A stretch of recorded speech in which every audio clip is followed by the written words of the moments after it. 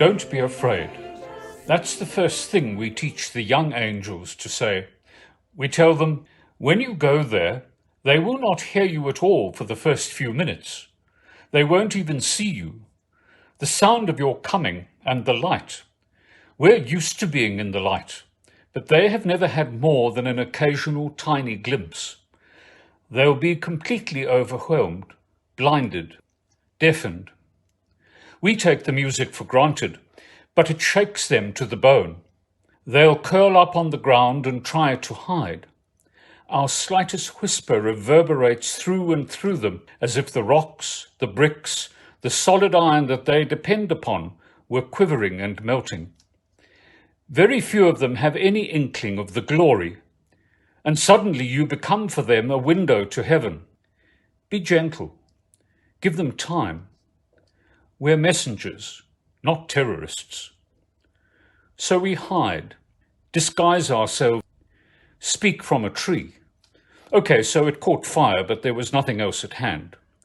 Speak from a storm that's already so thundery that a little more resonance doesn't go amiss. Speak as if it's coming from their own heads, or even from an animal. What sort of voice do you use to sound like a mule? Sometimes we don't manifest at all. Just go ahead to nudge events this way or that to aid the plan. Sometimes, of course, a little more presence is warranted. If you stand, whirling a sword in a ball of fire, there's a distinct message: no through road. If you stay a safe distance away, a pillar of fire can be a comforting reminder that God is with his people. It's all a matter of judgment. Get the message across without terrifying the recipient.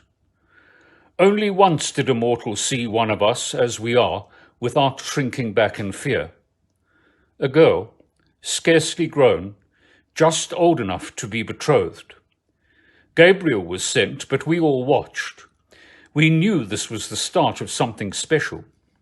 He spoke gently, but the radiance coruscated off him, lighting up her face, tracing the quizzical frown as she seriously considered the words, hardly paying attention to the messenger. A few sensible questions, then a quiet, confident reply.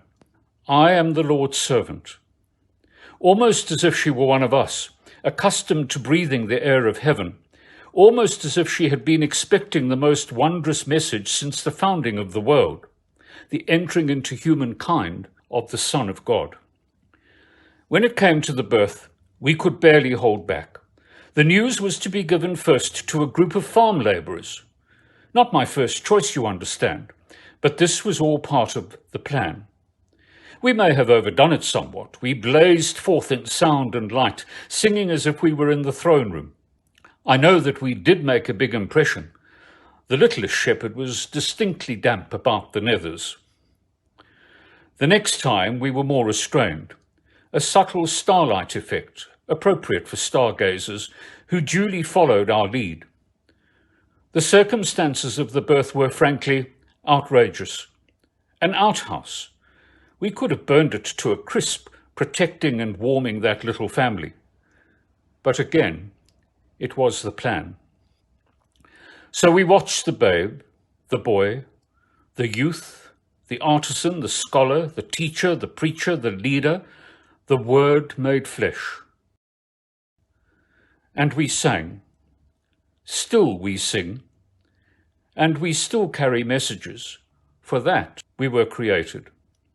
And we see forward to the end of time, when pain and parting and sickness and sorrow and regret and remorse and doubt and danger and failure and fear will be no more.